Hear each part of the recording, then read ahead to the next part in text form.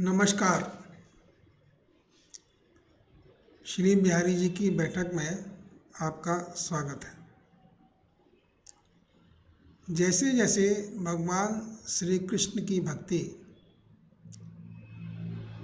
पूर्णता की ओर अग्रसर होती जाती है,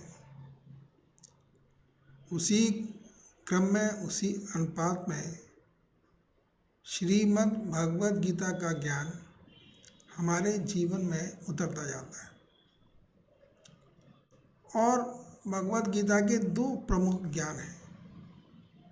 पहला है भगवान का आश्वासन, योग क्षेम वहम्यम।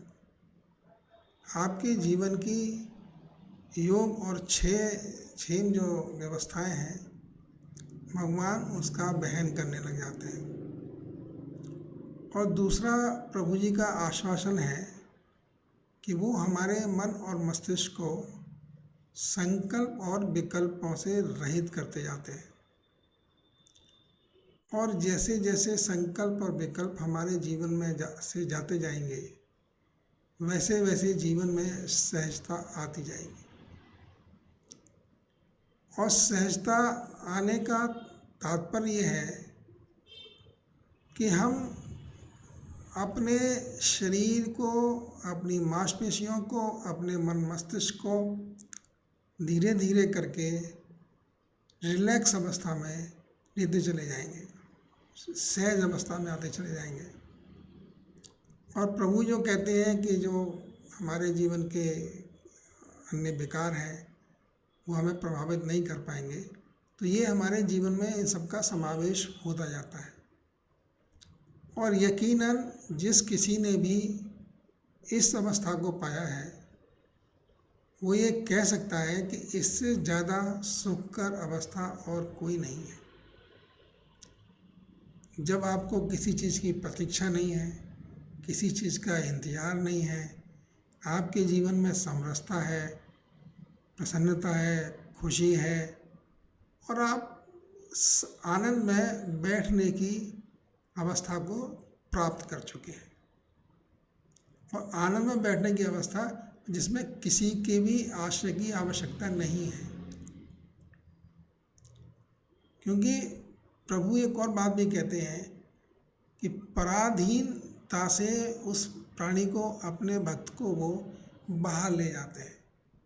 उनका भक्त कभी पराधीन नहीं रह पाता है, वो अपने आप में ही स्वतंत्र होता है, अपने स्वरूप में स्थित होता चला जाता है। ये सभी शब्दावली, अपने स्वरूप में स्थित होना, संकल्प विकल्पों से मुक्त होना, समस्त योग और क्षेम का वहन हो जाना, और जीवन के वास्तविक स्वरूप को पा लेना, ये सिर्फ कृष्ण भक्ति से ही संभव है। और ये जीवन का परम उद्देश्य भी है। क्योंकि ये आप जान लीजिए, हम सभी लोग समझदार हैं, जानते हैं कि जीवन तो क्षणभंगुर है, आया है तो चला ही जाएगा। हमारे देखते देखते न जाने कितने लोग चले भी गए।